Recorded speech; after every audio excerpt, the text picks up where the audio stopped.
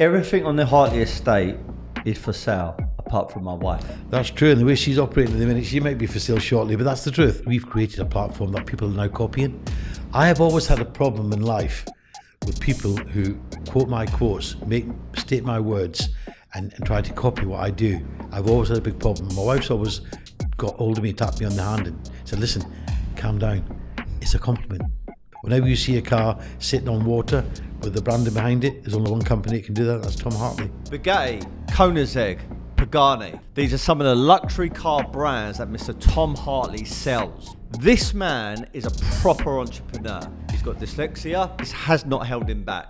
I love his attitude. I love his mindset. Be happy, never content, and make sure you subscribe. Right, welcome back to the Stephen Sully Study. I'm here on a great Sunday in Mayfair at Woodbury House Art Gallery. I've got a really good guest in front of me, Mr. Tom Hartley. Thank you very much for your time, and I'm very much looking forward to this conversation. Thank you for inviting me, Stephen. I really appreciate it. I don't do many podcasts because of my commitments in the business. But I try to do what I can, and yours is certainly the one I wanted to do because you seem to be the man at the moment doing podcasts, and good on you. Thank you very much, Tom. So you're a super driven person, excuse the pun. I've got here from the Mail Online in 2018, they said back then your net worth is £130 million. How accurate is that? That would be very understated in today's prices. They make assessments. All I can say to that question is most recently I was told by investors if I took the funds of the brand Tom Hartley and we took it to the money market, it would exceed borrowing $1 billion, no problem at all. We don't borrow, you see, we always reinvest our profits into the business, and that's what I've always done, and that's what my son Carl does. As a family business, that's what we do. And now that could have a downfall on it for me because I never borrowed. So for me to get where we are in life today, singular, when I was on my own before my son was a partner, it was very difficult because I was sort of fighting against the use of finance before I would borrow. But I got through it, and there's lots of good things to be said for that. So, Gypsy, struggle to read and write, left school very, very early, dyslexia. These are all the type of things that most people wouldn't associate with someone that is worth, let's call it 200 million, 300 million, 400 million strong. Certainly worth more than 280 million. Yeah.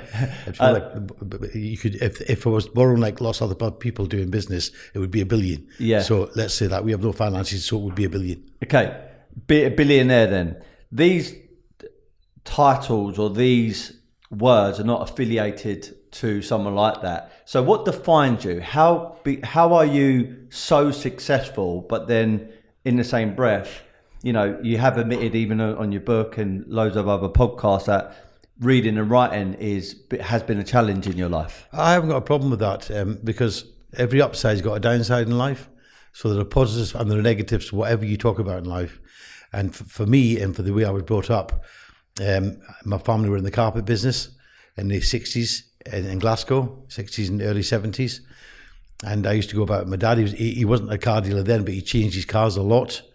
And so he'd let me go to car auctions. All my school education was done at car auctions in Glasgow, which is quite a way to be brought up as a kid.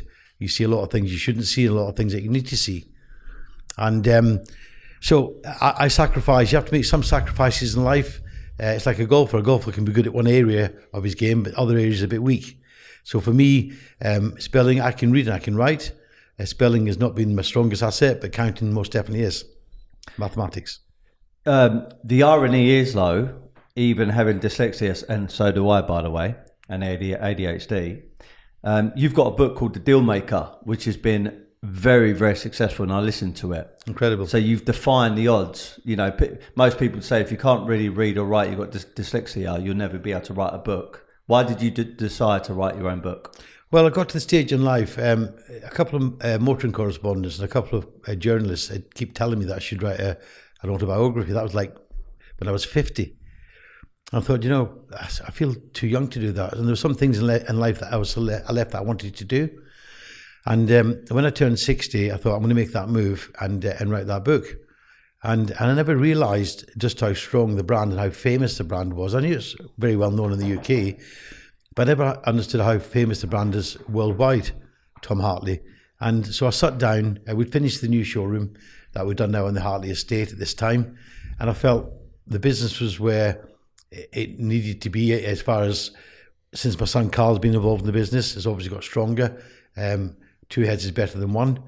And we got it to a stage where I feel it's the stall's set. The brand can't be any stronger. To be fair, and I hope people don't listen to that and take it the wrong way. There's not a name in the luxury performance, the classic car business, stronger than the name Tom Hartley, for all these reasons that we're talking about. So to write an autobiography, it was icing on the cake. And I sat down, spent 1 day a week for 12 months in my boardroom up the stairs in the new showroom on the Hartley estate with the ghostwriter, Ken Gibson, ex-Sunday Times, ex-Sun newspaper award winner, etc. And it's, I don't know if, for those of you who have not wrote an autobiography, it's a very emotional thing to do. And it learnt me something about my life, because until that time, now you need to listen to what I'm about to say to you, until that time, I never stopped and took reflection of the past because I was so busy in life. This is the guy who works 7 days a week, and I don't do it because I need to do it, I do it because I want to do it. So when I sat in that room and I started reflecting, I thought, I've never been there before, and went back to that time. And there were times I went back to that were very emotional, and I would break down. And it was quite an experience. And anybody who's wrote an autobiography, if it's a true autobiography, and mine hasn't got no bullshit in it, I talk about the black days, I talk about the sunshiny days, and that's why it's so successful. And that's why I wrote the book. You mentioned about reflecting and becoming a bit emotional. Can you share some of those emotional times? Yeah, well, listen, I started selling cars at the age of 12. I sold a Range Rover, my first Range Rover. And my parents always had belief in me. That's why I also learned as I got older, having children myself. And it's a bit of a mirror image, what I've done with my children to what was done with me. And they gave me the freedom, they gave me the support to go and chase the goal of the dream that I had, and that was to be buying and selling cars. And by the time I was 17, just before I was 18, now this is back in 1979, okay? I was a millionaire. Now, I'm not racist for a second. I'm not going against racists. But unless you were an Arab or a superstar, a film star, there weren't many 17-year-old UK-born people who were millionaires. So that was quite an achievement back in that time. And pure million, not borrowed, not loaned, not given, £1 million. So, and I celebrated a big party, which was got such attention. It was featured on BBC and ITV News. In Blackpool I was at the time, and the fact that this young Romany, a gypsy, had become a millionaire, self-made millionaire by the age of 17 was big news back then. And as I said, it became national news on ITV station, yeah, and BBC.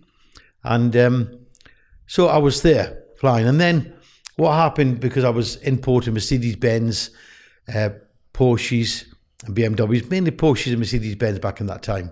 The manufacturers got together, and probably rightly so when I look at it now, they said, hey, there's this kid out here, he's earning a fortune, fetching our brands in, selling them to our customers for less than what we can sell them for. Because back then the Deutschmark was 4.8 to a pound. So forget a euro for a euro, you got 4.5 Deutschmarks for £1. So when I was changing my currency to buy German cars, they were cheaper, some of them were cheaper than what they were costing the main dealers in the UK. So the cartelled against me. I'm an 18-year-old kid. I've got Mercedes-Benz, I've got BMW, and I've got Porsche, and they've got problems with me importing cars to the UK. So they came up with an invention called type approval number. A type approval number is a number that one person, you're allowed to fetch one car, one person, but if you fetch more than one car, one person, and if you've not got a type approval number, you can't register the car. So what gets a car to you? So I'd already placed a big deposit in Germany for cars that were coming, and of course I had to lose that. On top of that, at that same time, I was diagnosed with an eye problem called choroiditis, and there's a chance I could have gone blind. And I'm just about to get married, so the world was really here for me.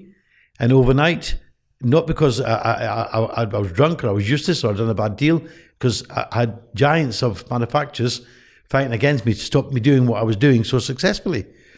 So I lost my deposits and I lost my money. And I basically lost the business. My wife, who's my wife now, is my girlfriend, Priscilla, and my mother said, you know, it's more important, and my father said, more important to get your health back, you can do this again. And of course I did. And I'd done it better. I'd done it with great knowledge, because failure is a great thing in life. And I didn't fail. I got caught in a web, and I was the first person to be caught in that web because I was doing something that nobody else had done or knew how to do. They started catching on to it, but by the time they caught on to it, it was too late. I'd done it.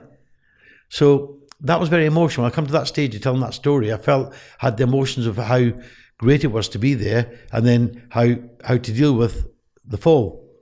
And, you know, I went to places, I went to auctions after the fall, and you could hear Chinese whispers, you could hear people talking, you could feel it, you could feel it, and that was him. He's not where he used to be, he's not who he used to be. That's when I was 18. You know, £1 million back in 79, Steve, was a lot of money. Massive. You know, massive. I said, unless you were an Arab or a prince, you didn't have any UK kids at 17 or 18 years old had made £1 million. Yeah. So building it up, losing it, and then building it back. What did you learn about yourself when you hit rock bottom? My belief in myself, my confidence. Because if there's one thing in life, it's a great asset to have, is confidence and belief in yourself. And more importantly, I had the right people behind me. My mother and father believed in me, and so did my wife. And it was just easy. Then my wife helped me rebuild the empire that we have today, and it's been noted and called an empire many times over. I'm not labelling an empire; it's what it's called, the Hartley estate. It's undoubtedly the most famous landmark for luxury performance and classic cars in the world, independently and privately owned, with me and my son Carl. So that's another point I want to make. So believing in myself, rebuilding, having confidence, doing what I'd already done. Simple as that. I'd been there. There are, and I agree with you, the Tom Hartley brand is, you know, people recognise it all across the world, and it oozes class, and it's, you know, and it's reliable, and there's so many good things about it. There are other people in the same space. Romans International, Joe Macari, I can't really pronounce his one, Bob Fulstein, they're on Park Lane, Amari, and there's a bunch of others.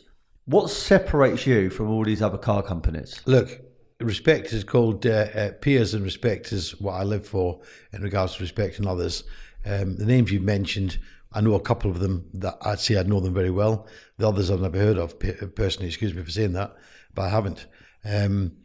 What separates us, I think, is the dedication. I think the word dedication, I mean, I don't know if you've seen the other day, there's a big fuss about it. One of the guys caught me on camera mopping the toilet out in the showroom on the Hartley estate. I'm not above doing them sort of jobs. You know, this year goes to bed with me, this mobile phone. Sometimes I'm taking calls from the Far East for clients.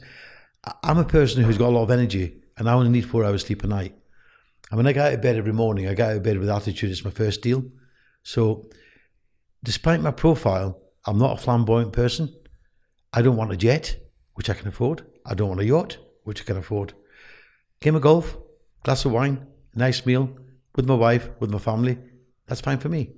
So, and maintaining, it's one thing to be successful, whatever business you're in. It's one thing to be successful for a while, but it's another thing to be successful for 50 years. And that's what I've achieved. Agreed.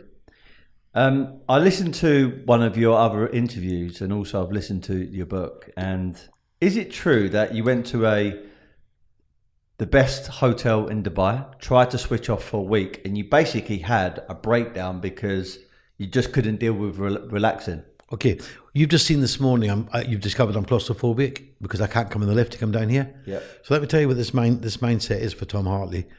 He's so focused in, and I use the word focus because it's not the key word, so focused into, focused and dedicated to what I do in life. So to continue to be zooming on with business, for me to take time out is very difficult. It's very difficult. And it's been difficult for my wife, but she understands that. She knows the animal she married, she knows the animal she's got. And we'd have a holiday, and after 3 or 4 days or 5 days, I get a bit fed up. This particular holiday you're talking about, I turned this off. I'd take no calls at all. As you said, I was staying in the most famous hotel, in one of the most famous hotels in the world, in Dubai. And come back after 2 weeks of holiday. When I came back, I came off, I had shingles. I was shivering, I was breaking out in sweats. And I'm telling you, believe it. Whoever watches this podcast might not believe it, but the body inside was saying, look, we're not used to not doing this sort of thing, lying and relaxing, not doing work, not doing business, not thinking. And it was a reaction to my body telling me that's not what they're used to. And that's the truth. Your mentality to keep on pushing forward really resonates with me. But somebody else listening into this conversation, this is not my words, but maybe speculating what someone might say is, okay, you're worth £1 billion. You know, you're very, very successful. You can have anything you want. You could buy a private jet. You could buy a yacht. You could buy any car that you want. You could travel, go all the way around the world with your family. But there's got to be some sort of sacrifice or something you've missed out. What is that? What could that be? No, I'm sorry. I would tend to disagree with. Excuse me. Listen, as I was younger, I sacrificed going to the cinema. My friends were going to the cinema. I was jumping on the motorway at 15-year-old driving cars, which I didn't do. I shouldn't have done them, but I did. I had to break a lot of rules in my life to get where I was because I was in a hurry to get there. So there. But now, you see, I'm a great believer. I'll give you an example. My children were taken out of school like I was. My son Tom and my son Carl and my daughter Priscilla and my daughter Stephanie. Mainly my two sons because they were involved in the car business and they were taught in the car business. And I'm a great believer. It's a reversal role for me. I feel that sacrificing them things when you're younger, you're able to do when you get older. You know, that's so it's back to front for me. I might have sacrificed things as a kid and as a teenager, but I've more than made up for them now. To have a beautiful wife, have children, have grandchildren. Still got my mother alive. So no, I'm very happy and I'm very contented. And where the brand is and where the business is now is, you know, a couple of years ago I was presented a quite unique situation. I was presented with a Lifetime Achievement Award. Now, there aren't any supercar dealers out there. You just mentioned a few names. There aren't any of them got Lifetime Achievement Awards. I wonder why that is. True. You know, I wonder why that is. So, and that was a big moment in my life, and it was a significant moment in my life because it came along at the right time, and I actually felt like it took something off my back to think, you know, you deserve this. I've given my life to the car business. I've given it as a boy, as a kid, as a boy, as a teenager, as a man, as a husband, as a grandfather, and I'm still giving it. And I give it my all, 7 days a week. Now, I think that warrants a Lifetime Achievement Award. And it was a great honour. Great honour. Massive achievement. I've got a quote here. Everything on the Hartley estate is for sale, apart from my wife. That's true. And the way she's operating at the minute, she might be for sale shortly, but that's the truth. Everything, when you drive in the Hartley estate, when you open them gates, you go through security. For those of you who have not been there, I'm sure they've all seen videos. It's a very different experience to going somewhere else to buy a car. Gates open, you get meted and greeted, you drive down a big driveway, you park up next to the lake and all the grounds behind that have got flora and flowers all over, and the grass is like bowling green. And then you walk up the driveway and you're meted and you're asked, do you want breakfast? Would you like lunch? Would you like dinner? Are you okay for accommodation overnight? We have a chef who stays on site. If the ladies travel and they've travelled abroad, we have a room to have a massage with a masseuse. A cinema room to watch the video of the car you're going to buy. It's quite an experience. It's a bit different to walking around the corner to your showroom on the high street here. Definitely. Why put all the extra luxuries on the estate? Why just not stick to selling the cars? Well, that's the whole point. That's what the Tom Hartley brand is about. We're different. There's nothing about us that are normal. Nothing what we do in life is normal. And we've created a platform that people are now copying. I have always had a problem in life with people who quote my quotes, state my words, and try to copy what I do. I've always had a big problem. My wife's always got hold of me, tapped me on the hand and said, listen, calm down. It's a compliment. And as I've got older, I'm realising that's what it is. It's a compliment. Only the other evening I was watching some videos. I can't name some names. There's young kids. I call them Johnny-come-latelys, new kids on the block. And they're trying to take my video presence off in their way. And I'm sorry, it just doesn't look the same. You know, there's nothing like the real thing. And we are definitely the real thing. And that's why visiting the Hartley estate, we don't want you, even if you don't buy a car, you're not going to forget the experience you had when you come to the Hartley estate, unlike anywhere else in the UK or the world. So going back to this quote about everything on the Hartley estate is for sale, apart from my wife, Are you telling me if someone rocked up, one of the billionaires, landed on your helicopter pad on the Hartley estate and said, I want to buy the whole estate, would it be up for sale? That, you put me straight on the point of this. Maybe that's an exclusion I should make, because I intend to be buried on the Hartley estate when I die. That's also something that's quite well known, or it's been recorded. So I think there's with the agreement with Carl, we'll have a clause in there that can't be sold. It will actually go down and down and down, because my body will be there, and hopefully my wife's or other members of the family, whoever wants to be there, but I'll definitely be there. So that would be a reason why the Hartley estate should never be for sale. It'll be put in a trust eventually, and it's something that we'll have to address at that time. But the answer to that question, that would be an exclusion, would be the Hartley estate. It would not be for sale. It couldn't be bought. Yeah. So helicopter pad. What type of people land on that helicopter pad at the Hartley estate? Another example, Steve, you just said to me a few seconds ago, why do you do these things? Why do you put the extras in? Do you know anywhere else you can fly in the helicopter pad to buy a supercar? I don't think so. No, I don't know anywhere else. So it's part of a creation. It's a bit like the lake. We have a lake here. We photograph cars underwater. Your cars sit on top, and there's a bridge a few inches under the water. That's the secret, by the way. So the bridge secures it. And I remember calling my son Carl about 3 o'clock in the morning, because that's when I get my best ideas, is the middle of the night. And I said, Carl, I've got an idea. He said, what is it, Dad? I said, we could put cars in the middle of the lake. He said, have you been drinking? I said, well, I've had a couple. He said, Dad, he started speaking to it, and he put the phone down. Next morning, I got the engineers down, and I said, could this be possible? Could it be done? He said, it can be done, Tom. Very expensive. It was the best money we ever spent in our life, because it's unique, and nobody else can do that. And their photographs are known all over the world. Whenever you see a car sitting on water with the branding behind it, there's only one person or one company that can do that. That's Tom Hartley.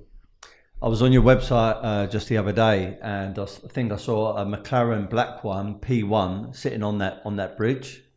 I think it's up for £1.3 million at the moment, something like that. I think it was on your website recently. Anyway, the question that the inner kid wants to ask you is: has any of the cars ever fallen into the lake? No, we have one. We always have a person who drives on. After saying that, we always have a person who drives on. Once or twice in the earlier days, because I'm a freak about being dedicated. I've come back from parties or from having a drink, and I've actually taken cars out there on the lake. And there was one time, only one time, I took a Ferrari on there. It was a Ferrari Enzo, and I was on my own. And my wife said I shouldn't have done it anyway. We have a runway light that goes on there. And obviously, as I said, I took the gamble, put it on there. And when I opened the door to come out the car, I actually put my foot and I fell in the lake. So that was an experience that we stopped doing that on my own without one person. So we now do it with two people all the time. But that was the early days. But a car has never fallen in the lake, no. Talking about crashes, obviously being in the car industry, it comes with a territory, right? Is it true that you did crash a Porsche, I think Porsche Turbo once, and then when you left in a van, you actually forgot that you left a case full of cash in there? Absolutely. Back in the 70s, that's how you used to buy cars. You buy cars, you have cash, you pay for them, and that's what you've done. It was cash related. The world's gone crazy. I mean, we're in London just now. We also have a house in London, as you know, and I spend a lot of time here. And, everything's now paid on a card. Most places you go, they use a piece of plastic card and you've got to pay on it. And it's not the way I like to pay, if I can help it. But unless you pay that way, you can't get by in life. So back in them days, that's what you did. And that particular accident you're talking about was at the same time when my world was falling apart. Losing deposit, losing money abroad, sorting customers out. I hadn't got married at that time. In fact, I was travelling to see my fiancée at the time, who's now my wife, Priscilla. And I came on a very bad bend, and it was concentration. I lost the car. It was a new Porsche Turbo, and it actually ended up going on its roof. I come out of the car, so shocked, and I was like 18-year-old at the time, and frustrated and upset and frightened, all that. This was one of the experiences when I was writing my book. It was one of the downsides, that story you're talking about. And I stood on the road and I was like, what do I do? And I seen a van come by and waved it down. Said to Mads, I said, that's my car, I've just put it in the field there by mistake. They said, are you okay? And I was a bit shaky. He said, jump in. I said, I need to go about 2 miles to my in-law, who's my in-laws now. I need to go to their property. And I got in the van, and after travelling about 5 minutes, I realised that I didn't have the case with me. And I said to the guys, excuse me, I said, you're going to have to take me back. And I said, please take me back. And I said, calm down. I said, please, you've got to take me back. He said, why? I said, I've left a case back there. He said, what's in the case? I said, and I thought, what did I say?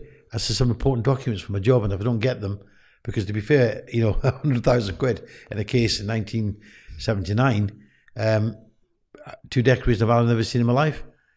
When they talk about now, you walk up and down this town here, and for something like this, they just take your arm off. Let alone back in 1979. So they took me back. I got the case, and I think they knew at the time what was in the case, because one guy hinted, he said, "I'll tell you what, they're very valuable papers they are, or they must be very valuable papers." And I never commented. But yeah, that was one of my downturns and my downfalls and my bad experiences. But that was the truth, yeah. Life has definitely changed so much, and as you mentioned about the cash scenario, it must have been a commonplace just to walk in, buy a car for 50 grand in cash, and then walk away. Well, there weren't many cars. There weren't many cars around then for 50 grand. Believe it or not. Okay. That's another good point. You see, that's the young blood coming out in you, and the young in 1979, a new Rolls Royce would have just been about £30,000. That was a new Rolls Royce. Most Ferraris are the similar price. So there weren't many cars back in that time, new cars that were more than 30, 40,000 pounds. There were very few at 50 in 1979. Yeah. So obviously paying in cash is not a thing anymore. I think you can take up to about £9,000, and then afterwards you can't do it. But what about payments in like cryptocurrency, Bitcoin, or have you ever done swaps where people give you art or watches for cars? Just for the record, and just to make it quite clear, we don't actually touch cash on the estate now. I'm not contradicting myself, or I'm turning it around. The way the business is today, I think up to 9,500 you're allowed to take. We won't even take 9,500 cash on the Hartley estate. We'll take it and tell the customer if he wants to go to the bank and pay in our bank. That's what we'll do. We're happy to do that. In answer to your second question, my son Carl, he's got a great love for watches, and we quite often take watches in part exchange. In my journey in the car business, we've taken boats, taken yachts, we've taken property. So we will take an asset and get a value on it. We'll take art, but we'll get it underwritten by an art dealer and share the views and work together. That's another thing that's quite unique about buying from us. That's what you're able to do. So obviously being in the art industry myself, I'm intrigued. What type of art have you taken in? Do you know, I can't mention the name to a particular dealer because I have confidentiality rights. It's like a footballer who turns up to our showroom. I'm not into football. I wouldn't know the name of that footballer. It would mean nothing to me. It's a piece of art. We tend him to go and value it. He gives a price. We do a deal and let him have the piece of art. So I can't completely say what it was in particular, but it has been good, high quality art. Yeah. So I've interviewed your son, Carl, and I've got to say, now talking to you for the first time properly, you're both very, very similar. You've got very, very strong personality, very, very confident, actually quite witty. And I'm going to read you out something which I found very, very funny, and it's I just like his humour. So Carl put up a post a little while ago, and it was a picture of a police car and a Bugatti Veyron in front, the silver one, which I believe he used to own. The officer says, "Do you know why I have pulled you over?" And Cole replies, "Because I've let you." Well, it's amazing what's bred in you comes out you, because I'll tell you why. That is quite witty. When I was courting my wife, this is an incredible story. When I was courting my wife, she used to live at a place called Langer, and we used to go to Leicester, and there's a road there called the A46. And I was driving a 450 SLC Mercedes at the time, a brand new one. 450 SLC Mercedes, and as I say, I was about 17-year-old, and I'm driving down the carriageway, and I'm doing 147 miles an hour.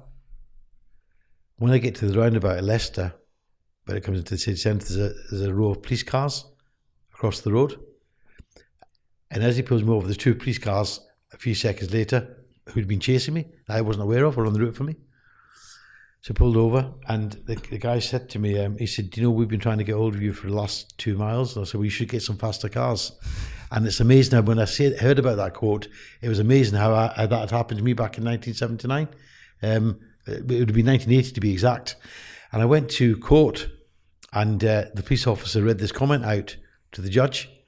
He said, "What did Mr. Hartley say?" So he told us to get some faster cars, Your Honour. So, of course, I only apologised for making such a statement, but it was the truth. If they couldn't stop me in the police force, they need some faster cars. Anyway, I got some points, and the situation I never forgot. So, Bugatti, you guys have sold all types of different cars, from LaFerraris to Koenigsegg's to Paganis, etc. Bugatti, what's your take on Bugatti as a brand, and also driving something like a Bugatti Veyron? I'm personally not a fan of Bugatti, personally myself, for a couple of reasons. I think it's very extortionate. I'm very old school. I like a penny for a penny, a pound for a pound. I like value for money. I like things that no matter what I want to do in life, I'll do it because of my profile if I feel it's worth doing. But to spend 3 or 4 or 5 million, £4 million or £5 million, some of these models, you've got cars that are as good, or can give you the same pleasure, the same thrill for less money.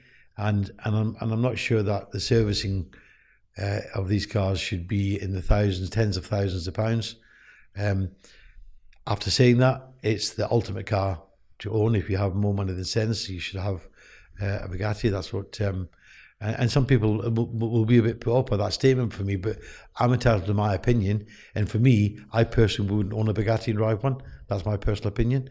In fact, I've never owned a personal car in my life that I could call my car ever, which is quite unique. Because going back to the statement, everything I've got is for sale.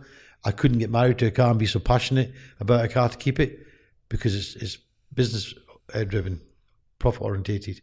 Yeah. So, in answer to the question, Bugatti's a great car. Wouldn't be for me. We sell more of them than any independent dealer in the UK, possibly in Europe, and we'll continue to do that. I don't buy cars because I like them. I buy cars because I can see a profit in them. And Bugatti just happens to be one of them. So, okay. Out of all the brands, which one would you say is at the pinnacle of its game? You can't. Ferrari's the leaders. As simple as that. You know, for me, I bought and sold Ferraris all my life. I was once asked, if you read my book, I was once asked by the chairman to leave the show at Geneva Motor Show, leave the stand because they were launching the LaFerrari at the time, and I didn't have to leave that stand, but for respect for the company, I chose to leave the stand because I was just about to launch the car, and he was frightened that I was going to meet some of the owners of the cars that were coming, and of course they would know who I was. So as I said to you, he said, "Would you mind?" Yes, not at all. I said, "I'll make one thing clear to you. I don't need to leave. I'm only leaving from respect for the brand, and I'm going to make another statement to you. I promise you I'll sell the first second-hand LaFerrari in the world when it comes to market." And I did. Is it true, and I think Carl took this call, is it true that once an 11-year-old boy called up Tom Hartley, your organisation, and bought a Lamborghini?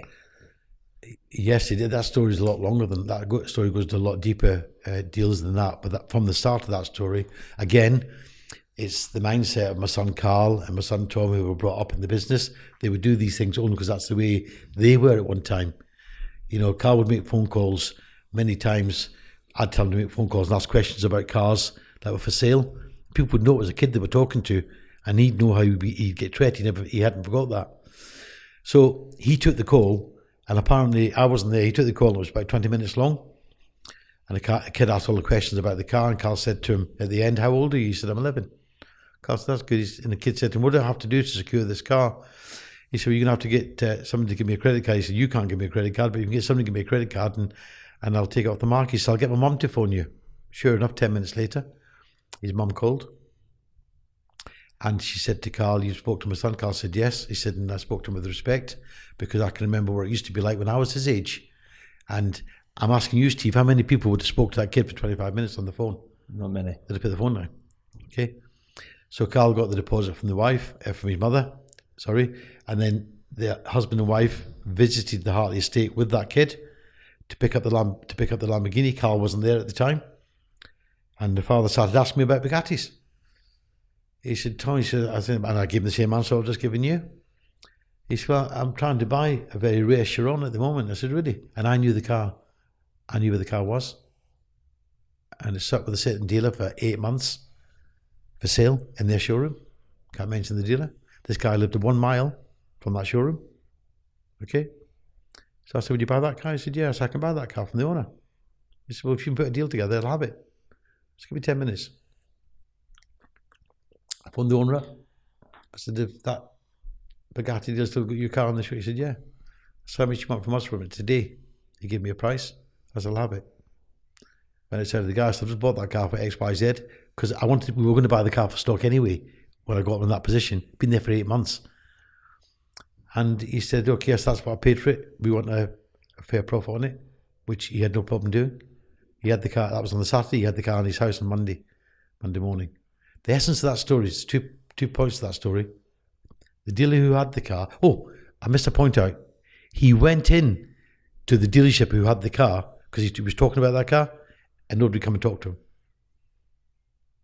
He had a pair of jeans on, a t-shirt, and nobody come and talk to him. So there's a lot of points to take from that story. When you start from the beginning, my son Carl giving respect and time to the call, as we do with any call that we get.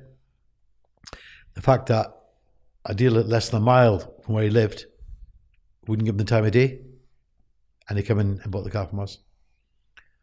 Is it true that once you stripped off, went into a sauna to close an individual on a Ferrari deal? Yeah, absolutely. I've done lots of things like that over the years. Back in the 70s, in this town in particular, I'd flagged cars down that scene I wanted to buy, and it got to the extent where it become very, very well known in the country. People, when they stop me, they say, it's a bit like when I walk up and down this town now, most people know who I am over the years of buying luxury and performance cars and driving them cars. At that time they didn't, but it didn't take long for them to catch on, and yeah, I'd stopped them. But this particular time, I seen a Ferrari outside, a Testarossa outside the Holiday Inn in Leicester. And I found out who the car was, and he said he's in the spa having a sauna. So I stripped off and I got in this, look at this guy, give me a description of him. I thought, that's him there. So I said, are you the guy who owns the Ferrari outside? He said, yeah, I do. I said, do you want to sell it? He said, no. I said, well, it would have a price, surely you'd sell it if you got more than you paid for it. He said, well, you didn't pay me more than what I paid for my car. He said, how do you know how much I paid for it? I said, I'm assuming you paid less price. And back at that time, it was, it would have been just over 100 and, well, it would have been just about 110,000 pounds. And I gave him 165,000 for it. And we'd done a deal. Because Testarossa at that time was selling for double the price. And I done the invoice within the reception. At that time, in the back in them days, I had to walk to the bank and get a banker's draft. You didn't do bank transfers in them days. You used to have a certified check called a banker's draft. I gave him the banker's draft and I took the Ferrari. That's a very true story. Amazing. So since you've been in this industry, and it seems like in the last few years, like a few decades, there's been the rise of these other brands coming through. We've already spoke about Bugatti, even though that's an old brand. Pagani, what's your take on Pagani? Fantastic car. Probably the best supercar in the world. Ironic enough, back in the 70s, I can't mention the name of this deal because I don't want to disrespect him. He referred to it as a hairdresser's car. I done an article with Evo magazine at the time. It was a great article about supercars. So much so the article was so successful, the Sunday Times ran the same article about a month later. And in the article, the particular dealer referred to a Pagani as a hairdresser's car. I thought I was stupid, thinking the knowledge I thought you had in the car business, to call a Pagani a hairdresser's car. And we were buying and selling at that time. The first second-hand car dealers in the country, and definitely in the UK, to buy and sell Paganis. And Horatio, the boss of the company, is a good friend of ours. Wherever we are in the world, whether it's Pebble Beach in America, or it's Villa d'Este in Italy, he always takes the time out to come and say hello and invites us to come on the stand and spend time with us. And most recently, we spent some time with him in Bond Street here. They came over to do something special with a brand, a clothes brand that he's working with. So there are a lot of reasons why I think Pagani is a great car. It is a great car, full stop, as far as supercars go. And also because he's such a hands-on, I can relate to him being such a hands-on person in manufacturing. He walks up and down the floor most days of the week, and he knows everything that's happening, and he's done a great thing with that product. Koenigsegg.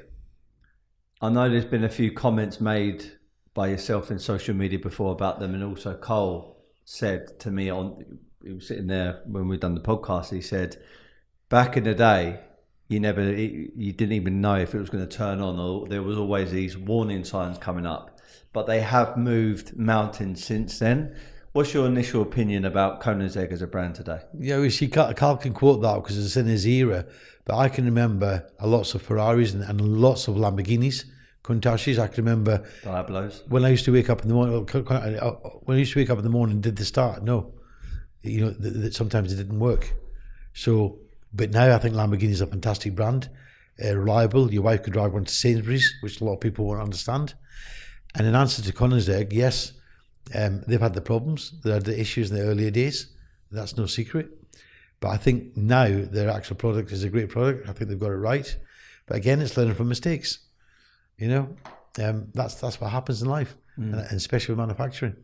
But they had the fair share of problems. We've had Koenigseggs who wouldn't start, and they're the ones that Carl can remember. But like I said to you, I can go back to super brands, Ferrari, Lamborghini. In fairness to Porsche, I can't remember any Porsche, and that's just how good they are. I can't remember having any issues with any Porsche ever built in 50 years of my life. Any issues with any Porsche. Testament to the fact that they're solid cars. Listen, you're talking from a guy who's bought and sold them for that time. So I think I'd have a good idea and a good statement to make. I think if I made that statement, I know what I was talking about. And I've never known a Porsche car to have a problem other than a flat battery. Mentioned about Koenigsegg, Bugatti, Pagani. I mean, one of my favourite cars, I've never been in one, but I'd love to, is a Pagani Zonda. I know there's different variations of them. I love the fact that a lot of them are still manual. I think that's really, really cool. And am I right in saying they're AMG engines? Absolutely. Yeah. These cars seem to be going up in value, astronomical amounts of money. I mean, you're talking about 10 million, 20 million for these cars. Where will that end? Like, could it keep on going up? Well, I had this conversation when they were 2 million. And it's just how the world is today. People are treating some of these cars as pieces of art.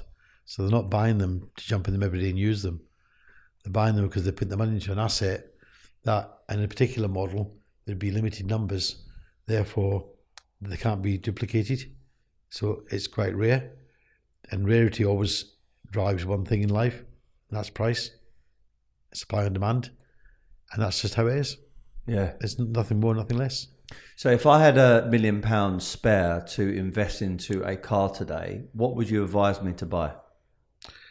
There's quite a few cars out there. To be fair to McLaren, I think the McLaren P1 is something that's it's grown in value. I mean, the LaFerrari and Porsche 918 is also catching up there. They've gone up a lot in the last 12 months or so. So, they're brands that are coming in, and you don't have to have £1 million to buy a great investment today. You can buy some Jaguar models and some even earlier Porsche models. Lots of earlier models that are coming in. I mean, an example I heard of an RS Cosworth sold the other day for 350,000. An RS Cosworth. That's crazy. What, the Escort? Yeah. Wow. Escort RS Cosworth. That's a great car. Incredible. Yeah. With 350,000. That is crazy. Crazy sums of money. How much were they brand new? Oh, probably about 15,000. 14, 15,000. That's mind blowing. Yeah. Totally mind blowing. So, what's the most expensive car that you guys have sold? Well, we're not allowed to talk about that on record, but it goes into tens of millions, and so much sensitive was the contract. Not even my wife knows the answer to that question. Nor does Carl's wife. We can't divulge that, but me and Carl know. Can I ask what type of car it is? Ferrari. Any model? No, I can't tell you that. That would be a straight giveaway. Okay. But it was in tens of millions. Okay. Tens of millions. It was documented and recorded. It was released in the press and it was talked about in the marketplace. but we're not allowed to talk about it. Yeah, understood. Listening to your book is fantastic and very, very inspiring, and there's lots to take from it. And if someone listening to this today hasn't downloaded it and listened to it, they need to. It's a really, really good business book. I discovered that you actually have other businesses. Yeah. And you got it in the park home. Leisure homes and park homes. They're like my pension fund. I have Tom Hartley Leisure Homes and Tom Hartley Park Homes. Why did you go into them? Because I had knowledge. My family, my father was in that business. He ended up expanding into that business in the 70s.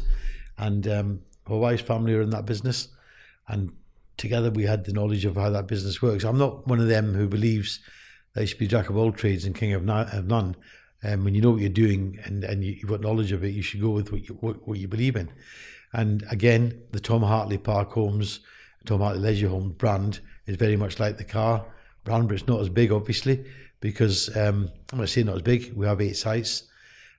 We have the best recognised luxury lodges for self-accommodation in the UK that are controlled by a company called Horse Seasons.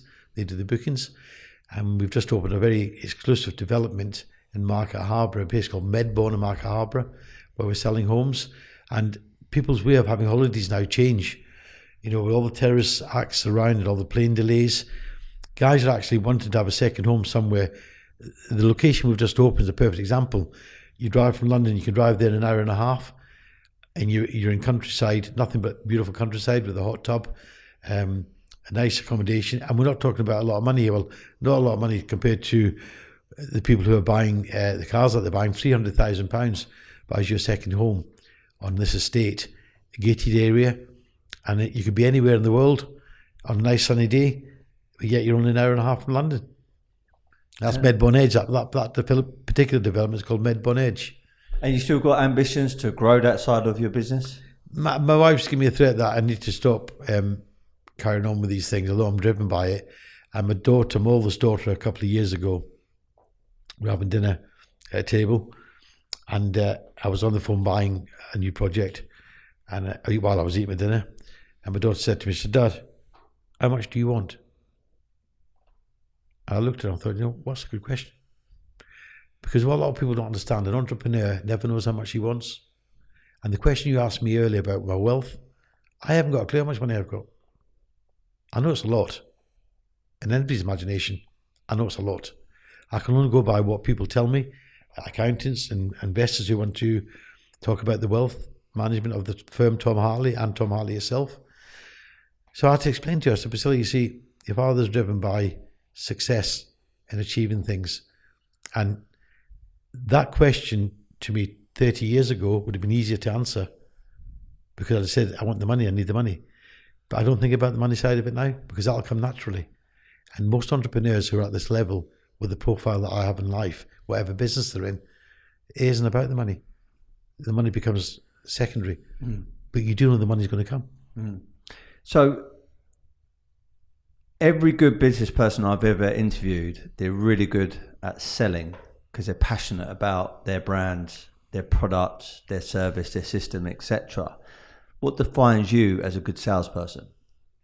Well, you see, what's quite unique about Tom Hartley as well, and my sons, and again, it's in the culture, it's in the blood, it's in the genes, is we can do both. We buy and we sell. And that's quite a gift to have, to be able to do both.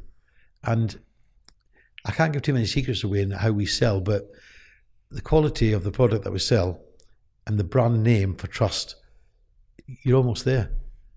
If somebody comes to buy a car of Tom Hartley, you know, I'm going to be there tomorrow. Been there for the last 50 years.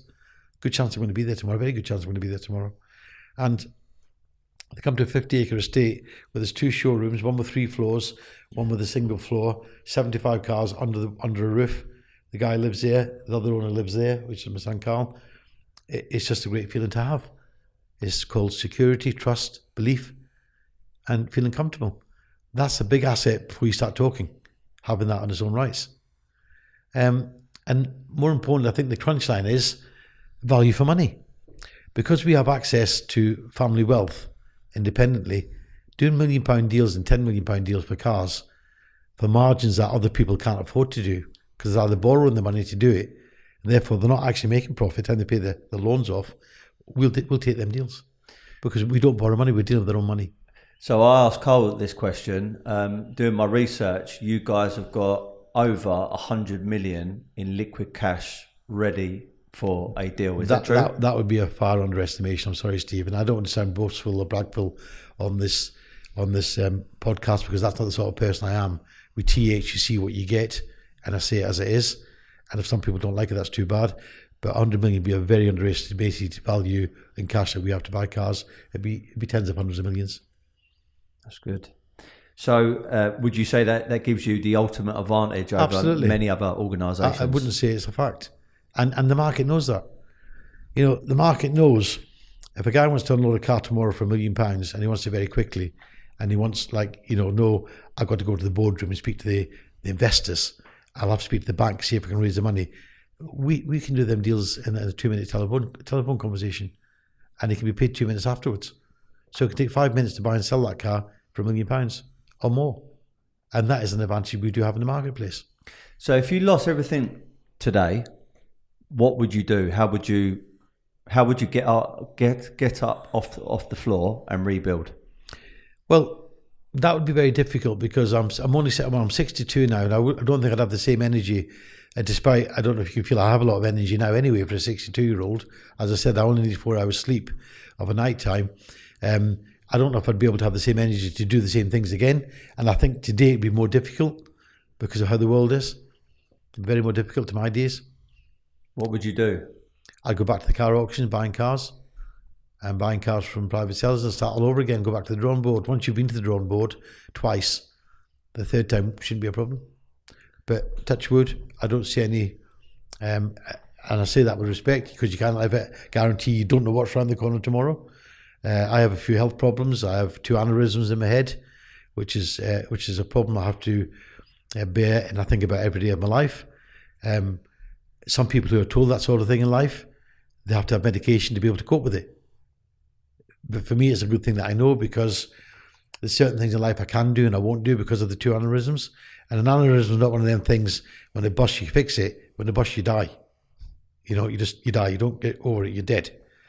So I have that to live with, but it doesn't stop me doing what I do and carrying on doing what I want to do in the way of business terms. We spoke upstairs in the gallery, and you mentioned a few restaurants, and you quoted you're basically your second office. Scott's Restaurant.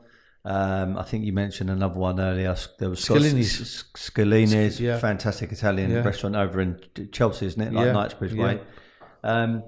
So when you go into these restaurants, are you actively looking to do a deal? It comes naturally. I sit at a table and I'll be approached and say, hi, Tom, I'm a great fan of yours. I'll follow you on Instagram, or follow you on Twitter and social media, or it'll just be, hi, Tom, do you mind if I ask you a few questions about a car? And I don't go in any restaurant in London. That doesn't happen. And the owners of the restaurants, I went in San Carlos, Senor Sass last night in Knightsbridge with my wife and my 2 grandsons, Tom and William.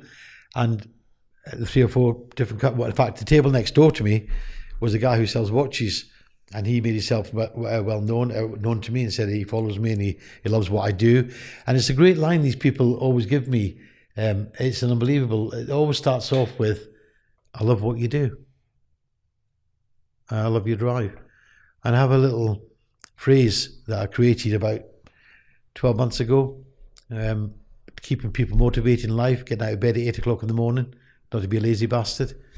And the biggest majority of the people who that acknowledge that are super wealthy themselves. Keeps them on the toes. It makes them think, you know what, he's right. I didn't get what I was today by lying in bed at 8 o'clock, after 8 o'clock. And I definitely didn't get what I've got today by lying in bed after 9 o'clock, which is a fact. So being in business, in the car business, building this brand, we've spoke about there's been lots of changes. Cash being eradicated, new brands coming in.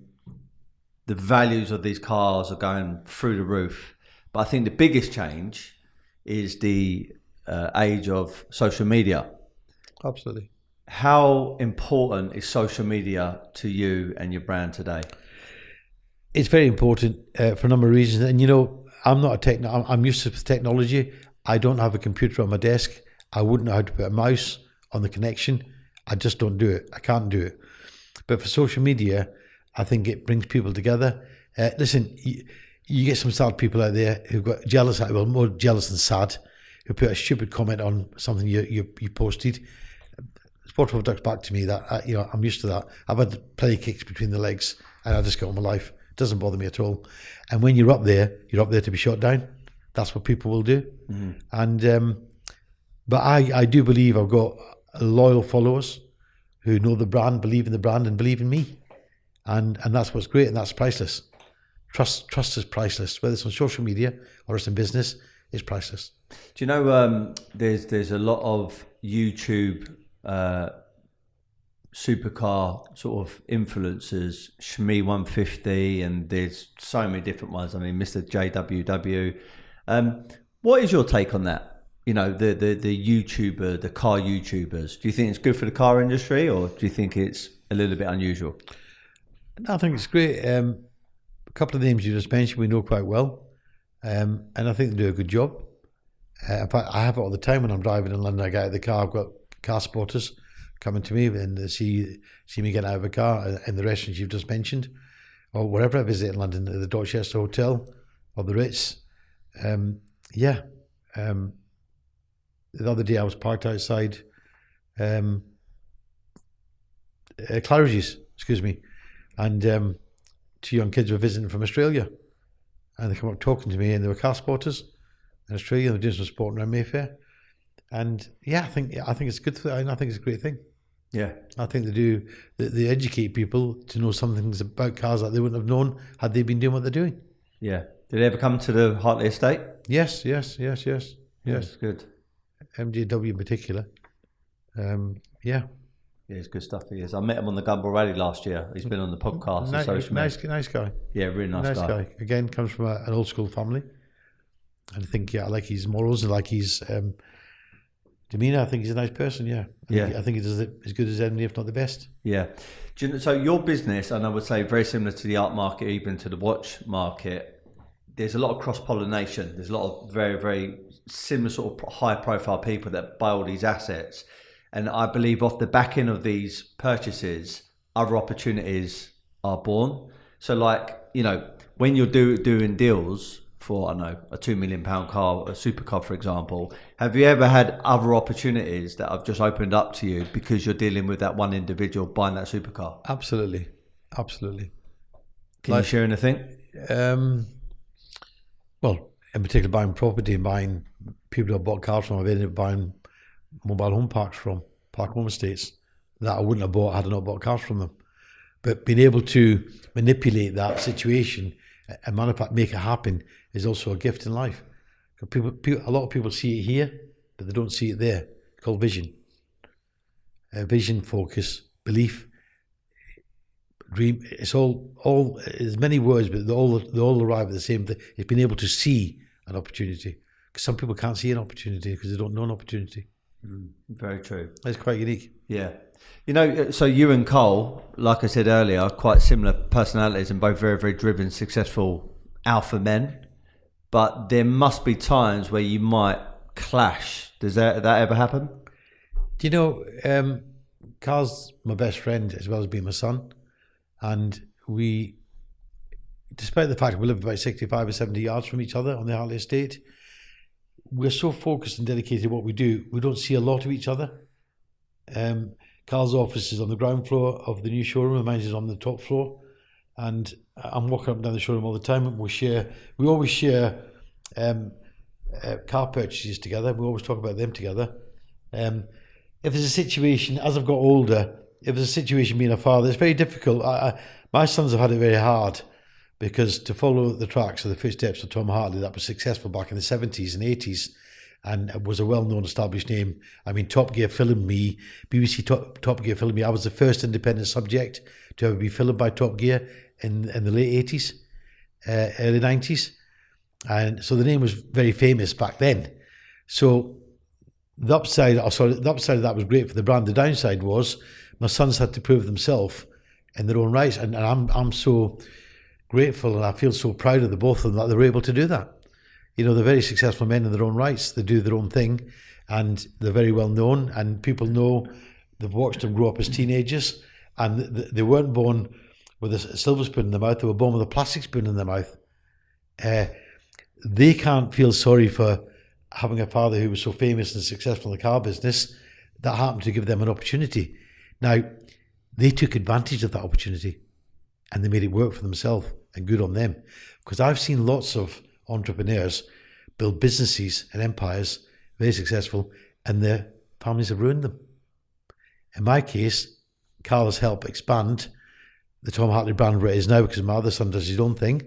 And together, your Lifetime Achievement Award that you receive, I was given the coat of arms for South Derbyshire to keep on the Hartley estate, which is an unbelievable honour.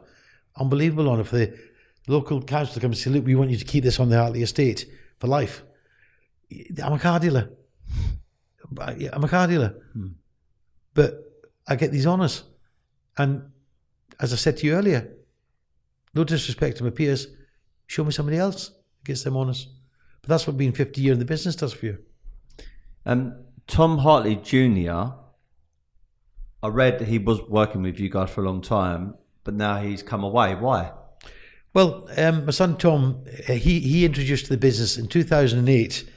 My son Tom was the one responsible for introducing the classic car sales to the car business, to the firm Tom Hartley, and he was a partner in there at that time. And Tom's a little bit different with personality to Carl, the two different personalities. Tom's a bit more laid back, a bit more calm. He's not as fast, not as energized. You know, he's more relaxed with things in life, and he's a cool operator. There wouldn't be any better operator in the classic restoration of classic cars such as Ferrari, Lamborghini, that do the job that he does. And as I said, you go back to the answer to your question, he introduced that, and we enjoyed that. We enjoyed that market for about 6 years together, 2014. And of course, he's got a son himself called Tom. And he had a passion, a real passion for restoration of buying cars and spending the time. And it's a long-term policy deal that is, doing it. And he felt like he wanted to branch out and do things on his own, and that's good. And you know what? At the time, it was very hard for me to accept and to understand. Best thing he could have done. Best thing for all round. So that's good that he done that. It was good for the family. It was good for him. And I say he done a great job. He's doing a great job of what he does. And I'm very proud of that. So, taking you out of business, okay? I know you work 7 days a week. I know you're very, very passionate about doing deals. But, you know, what do you do for a little bit of downtime? I know you mentioned about glass of wine, play a bit of golf, etc. Give me an insight to, like, what you do when you travel or when you enjoy yourself. I'm a keen golfer. I play golf. I'm not a 19-hole golfer. I don't play golf and spend the same time in the bar. That's not me. And to be fair, I'm doing deals on the golf course. I'm buying and selling cars on the golf course, even if it's from my mobile phone. I tend to try and keep that off unless I'm playing with someone I'm doing business with. We can't help but have a conversation. Recently, I was in Barbados, and I stayed there at the Westmoreland estate there. A friend of mine owns it, called John Morphy, a fantastic entrepreneur. And a lot of my customers, our clients, live on the Westmoreland. So whilst I was on holiday, I done 3 or 4 deals in the 10 days I was away. In Barbados. That was only 2 weeks ago. And so golf is answering your question. I enjoy food. I like nice food. You don't want me to come in your restaurant if things are not right. You definitely do not want me to come in your restaurant. But the restaurants you mentioned, Scott's, Scalini's, San Carlos, or Chinatown, they know when I come in there, they know the sort of person they're dealing with. They know how quick I like to be served. They know how I like things. And I'm one for routine. I like to go where I'm going to know how I'm going to be treated. And that's what's important to me. You mentioned about not going into a restaurant, and if it's not up to scratch, you're going to let them know about it. Oh, so are you that direct with people? You know, it's amazing. I've done a statistic on this with friends, personal statistic, and it's just how some people are made. I know lots of people would sit in a restaurant and eat food if it was cold, if it came to them cold, but they wouldn't open their mouth up and say something about it. There are them people out there. I've stayed in hotels where there's been a problem with hot water, and I've asked the same people in a lift, have they got a problem with hot water? And they've been foreign people, Germans, French, or whatever. And they've said, yes, but it's okay. For me, it's not okay. It's got to be what it's got to be, what you expect. My expectations, it's like the expectation I give somebody if they come to buy a supercar from us. Everything's taken care of, because that's what they're paying for as far as I'm concerned. Standards. And today, people just don't talk. Well, I'll speak my mind. I think there's no secret. Whatever it is in life, if it hurts you or it hinders you or it embarrasses you and it needs to be said, I'll say it. And to go out for a meal and not have what you expect to pay for and not open your mouth about it, to me is stupid. I totally respect that, and I'm on the same mindset. Just thinking about someone else listening to this conversation, there are a lot of people that get offended very quickly, especially on social media. What's your message to those people? Well, unless you're, I call it hard-skinned in life, being successful is not an easy thing to be. There are a lot of problems. There's a lot of people out there who would like to be successful very quick, but they don't want the things that are tagged on behind. Well, that's not good. Being successful, there's a lot of things tagged on behind that are not good things that you have to be able to deal with. The world's full of, nothing wrong with having a dream. It's a great thing to have a dream, but also be prepared and be able to deal with the things that come with that dream, because there will be things come with that dream. And if most people understood or were aware of that, they might not want to be successful. They're happy with that 9-to-5 job, in that pay. And I've realised that as how it is most recently. People are happy. They don't want to be self-driven or self-successful because they can't deal with the things that come with that. They can't deal with it. I know there is, you say it how it is and you are who you are. Did I read somewhere once that you got censored off of Twitter because of a comment? Was that you? No, it wasn't. I think I played with Twitter. What was it with Twitter? It could have been with, I don't think it was. I think it was a music. They'd warned me about playing certain music. Oh, right, okay. And it was their own music that had been played. Right. And no, it certainly wasn't. It wasn't that. Listen, I get lots of remarks and see things on Instagram and on Twitter that get some negativity, but I don't care. It won't change me. I just go on with it. Yeah, good stuff. Because I get a lot more encouragement and support than I do a bad post. And if you take the average, it's far out exceeds the idiots that are out there that are jealous, nothing else other than jealous. And also, I think it's so important to be authentic. Not going to please everybody, not everyone's going to like you, but at least if you're authentic and you're true to yourself, no one can deny you of that. There's a lot of people out there in today's world, especially on social media, that they're imitating to be somebody else. It's something I've never done in my life. And the only problem I've got, as we talked about earlier, is when other people try to imitate to be me, especially with things that we create in the car business, advertising statements, marketing. I recently had to phone a certain dealer up, quite well known. Joe Macari? I can't give you any comment. Listen, quite well known. And he's not in Joe Macari's area. Joe Macari's a gentleman. I've got utmost respect for him.